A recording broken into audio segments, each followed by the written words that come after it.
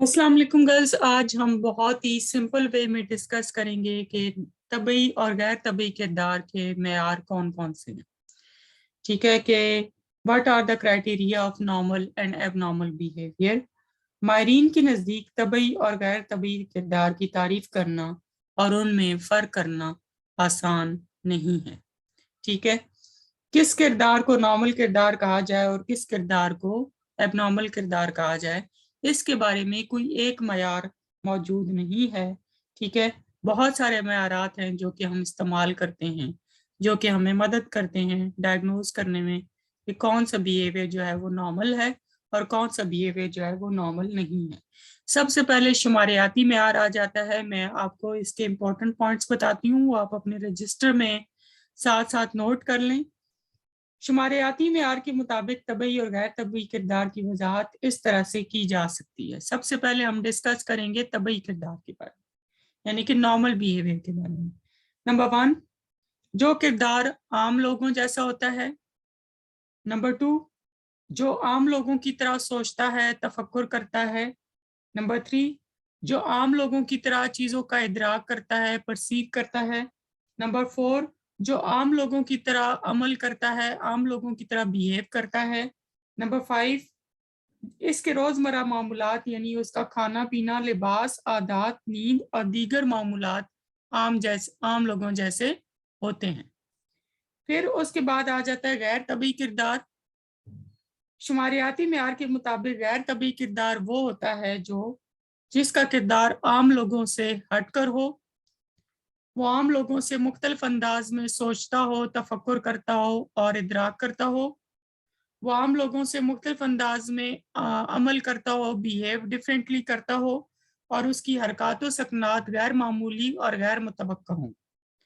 इसकी ज़िंदगी के रोज़मर्रा के मामलात आम लोगों से बहुत मुख्तलिफ हों, इसकी समाजी ज़िंदगी के अंदाज आम लोगों से बहुत मुख्तलिफ हों। ठीक है, इसके ऊपर अब आ जाते हैं कि इसके ऊपर लोग क्या तनकीद करते हैं या साइकोलॉजिस्ट इसके ऊपर क्या तनकीद करते हैं। शुमारियाती मेयार के मुताबिक, इस मेयार के मुताबिक अक्सरियत से इनराफ करने वाला जो भी किरदार होगा वो एबनॉर्मल होगा। लेकिन देखें, अंबिया इकराम का किरदार क्या बाकी लोगों जैसा था?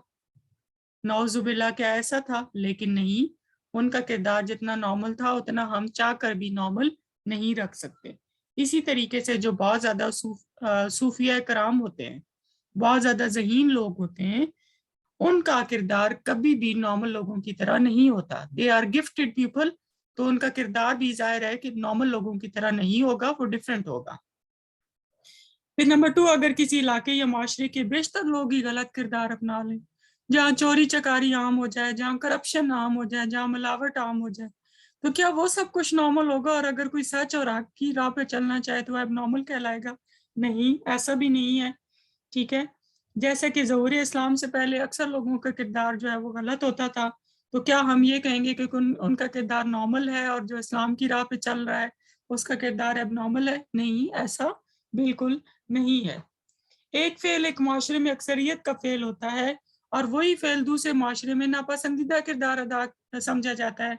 जैसे कि अगर आप एक वेस्टर्न सोसाइटी में रहते हैं तो वहां पर ड्रिंकिंग करना नॉर्मल है, लेकिन अगर आप पाकिस्तान में जाएंगे तो वहां पे ये एबनॉर्मल समझा जाएगा। जैसे हिंदू जो है वो गाय का गोश्त नहीं खाते हैं, लेकिन अगर आप गाय का गोश्त नहीं खाएंगी तो आप कहेंगी कि क्या नाम है, ये क्या कर रही हूँ मैं, क्योंकि गाय का गोश्त जो है वो आपको काफी लजीज और काफी अच्छा लगता होगा।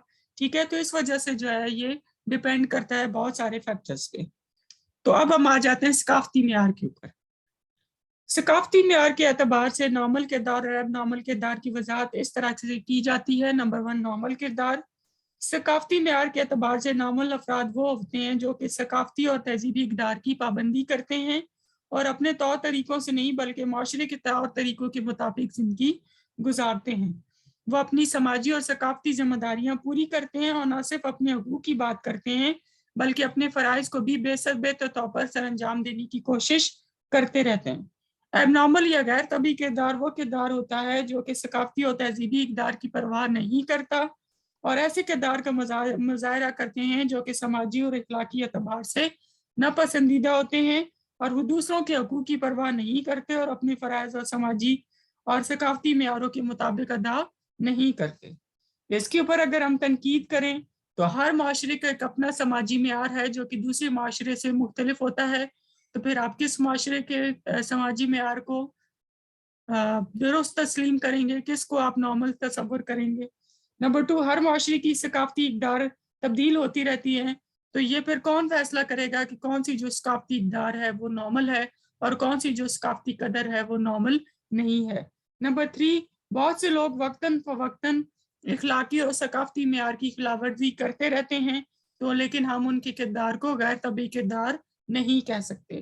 نمبر 4، بہت زیادہ معتاد فرد کو غیر طبعی قرار دے دیا جاتا ہے حالانکہ وہ سماجی جو معیارات ہیں ان کی خلاف ورزی نہیں کرتا۔ پھر اس کے بعد معالجاتی معیار ہے، کلینیکل معیار ہے۔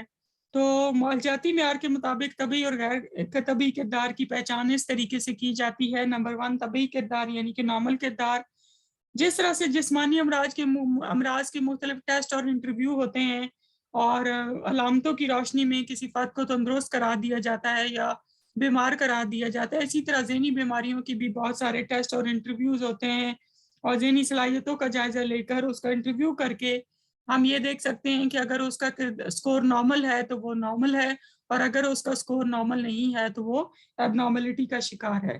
غیر طبعی کردار معالجاتی معیار کے مطابق جو فرد پیدائشی طور پر کسی بیماری، حادثے یا ماحولیاتی فشاروں کی وجہ سے بہت زیادہ حساس ہو گیا ہو، وہ یا پھر ڈیلوژنس اور ایلوسینیشنز کا شکار ہو گیا ہو، تشویش یا خوف محسوس کرے، تو اسے اس کردار کو ہم غیر طبعی کردار کہیں گے۔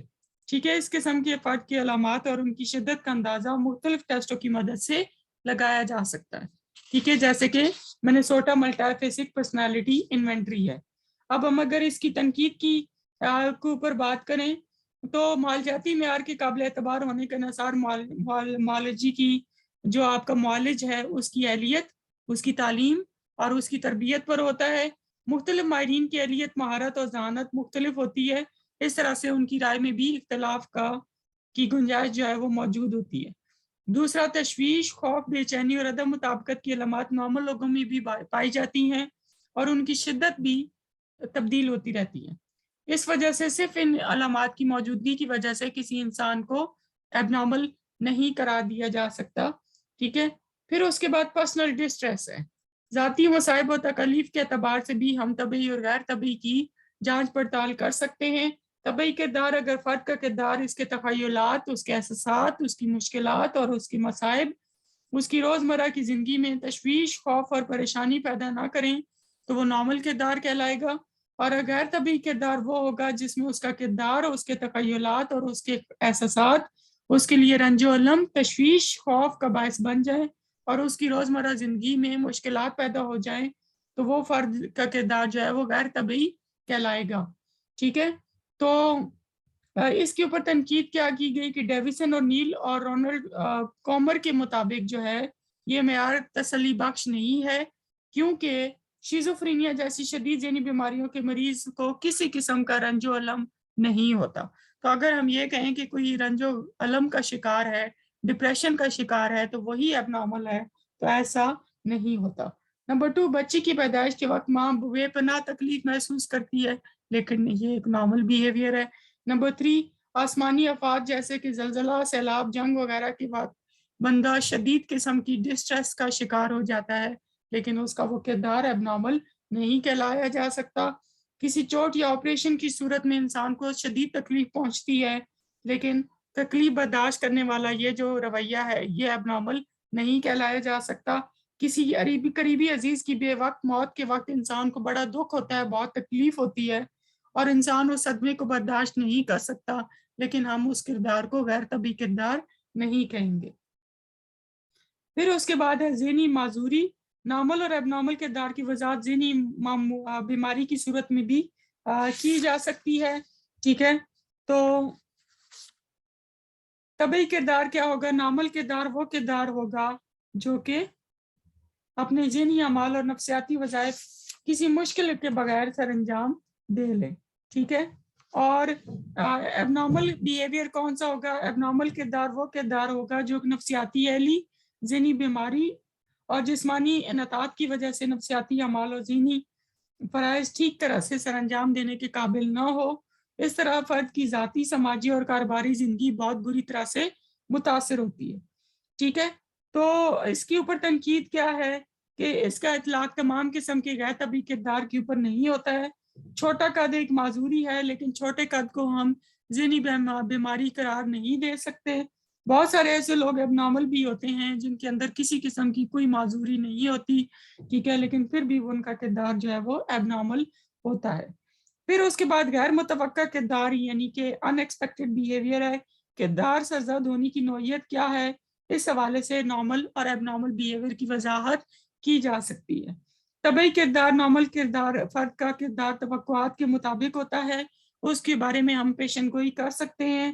حادثے، بیماری یا کسی قدرتی آفت کی وجہ سے کردار میں تبدیلی بھی توقع کی باعث ہوتی ہے، کیونکہ ہم ایکسپیکٹ کر رہے ہوتے ہیں کہ انسان مشکل ٹائم سے گزر رہا ہے تو اس کا کردار تھوڑا سا اب نارمل ہو سکتا ہے۔ جبکہ غیر طبعی کردار کا مطلب یہ ہے کہ اس کردار کی ہم پیشن گوئی نہیں کر سکتے ہیں، کیونکہ وہ اچانک ہوتا ہے، بغیر کسی وجہ کے ہوتا ہے، ٹھیک ہے، اور انسان اس کردار کو بار بار دہراتا رہتا ہے، اس لیے ہم اس کردار کو اب نارمل بیہیویئر کہیں گے۔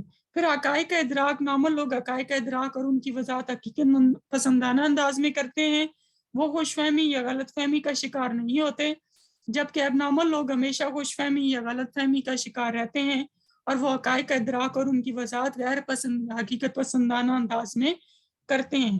پھر اس کے بعد ہے دوسروں سے تعلقات استوار کرنے کی صلاحیت۔ نارمل لوگ خود غرض اور لالچی نہیں ہوتے ہیں، ان میں دوسرے لوگوں کے ساتھ دوستانہ تعلقات کام کرنے کی صلاحیت موجود نہیں ہوتی۔ غیر طبی فرد نہ تو اپنے فرائض ٹھیک طرح سے سر انجام دے سکتے ہیں اور وہ نہ دوسروں کے کسی قسم کے حقوق کی اہمیت دیتے ہیں، چنانچہ وہ دوسرے لوگوں کے ساتھ اچھے تعلقات قائم نہیں کر سکتے۔ ٹھیک ہے، پھر ذات کا شعور، نارمل لوگ وہ لوگ ہوتے ہیں جن کو اپنے احساسات یا جذبات اور محرکات سے وہ آگاہ ہوتے ہیں، ٹھیک ہے، اور وہ اپنی عزت نفس اور وقار کا بہت خیال رکھتے ہیں، اور اب نارمل لوگ اپنے احساسات، جذبات اور محرکات سے آگاہ نہیں ہوتے اور وہ اپنی عزت نفس اور وقار کا پاس بھی نہیں رکھ سکتے۔ DSM-4 کے مطابق ذہنی بیماری کیا ہے؟ نمبر 1، ڈسٹریس اور ڈسیبلٹی۔ غیر طبعی فرد ذاتی طور پر پریشانی اور معذوری کا شکار ہوتا ہے، جس کے نتیجے میں مادی یا نفسیاتی ابتری پیدا ہونے کا خطرہ ہوتا ہے یا آزادانہ حرکت وہ سر انجام نہیں دے سکتا۔ نمبر 2، غیر طبعی مطابقت یا عدم مطابقت پذیری۔ وہ شخص جو اپنے اور دوسروں کے راستے میں رکاوٹیں پیدا کرے، جو سماج کی ضروریات کی پرواہ نہ کرے، جو دوسروں کو نقصان پہنچائے اور روزمرہ زندگی پوری طور پر پوری نہ کر سکے اور مشکلات کا شکار ہو جائے، تو اس کا کردار جو ہے وہ اب نارمل کہلائے گا۔ Number 3، بےہودگی، rationality. وہ شخص جو کہ اس انداز میں گفتگو کرتا ہے یا حرکات ایسی کرتا ہے جو کہ لغو اور بےہودہ ہوں، ٹھیک ہے، غلط ہوں اور غیر فطری ہوں اور دوسروں کے لیے ناقابل فہم ہوں، اور ایسا شخص جو کہ ایسی آوازوں پر رد عمل کرے جو کہ وہاں پر آوازیں موجود ہی نہ ہوں، یعنی کہ وہ ڈیلوژنز اور ہیلوسینیشنز کا شکار ہو، تو اس کا کردار جو ہے وہ غیر فطری کہلائے گا۔ پھر ناقابل پیش گوئی، انپریڈکٹیبلٹی، کہ کوئی بندہ ایسا بیہیویئر رکھے جو کہ ہم پریڈکٹ نہ کر سکتے ہوں۔ وہ شخص جس کے کردار کے متعلق پیشن گوئی نہ کی جا سکتی ہو، جو مختلف مواقع پر غلط یا موقع محل کے برعکس کردار کا مظاہرہ کرے اور یوں محسوس ہو کہ اسے اپنی حرکات پر کنٹرول نہیں ہے، یا کسی بغیر وجہ کے گھر والوں سے یا دوسرے لوگوں سے لڑ پڑے، اچانک چیزیں توڑنے لگے، تو وہ شخص ذہنی طور پر بیمار کہلائے گا۔ پھر وزاداری کا نہ ہونا اور شماری ندرت۔ اگر کوئی شخص مروجہ معیاروں کی اور اصولوں کے مطابق زندگی نہ گزارتا ہو اور وہ معاشری، سماجی اور اخلاقی قدروں کی پرواہ نہ کرتا ہو، تو اس کا یہ کردار اب نارمل کہلائے گا۔ سکون برباد کرنے دینے والا یا اذیت پسند۔ وہ شخص جو کسی بھی دوسری صورتحال میں خطرہ یا مصیبت پیدا کرے یا سکون اپنا برباد کر دے، تو وہ بھی کردار جو ہے وہ غیر طبعی کہلائے گا۔ اخلاقی اور مثالی معیاروں کی خلاف ورزی کرنا، کہ ایسا شخص جو اس انداز میں زندگی گزارتا ہو جس سے معاشرہ اس کی توقع نہ کرتا ہو اور وہ اخلاقی نارمز کے حوالے سے وابستہ جو توقعات ہوتی ہیں ان کی خلاف ورزی کرے، تو ایسا کردار بھی اب نارمل کہلائے گا۔ اب ہم آ جاتے ہیں نارمل بیہیویئر۔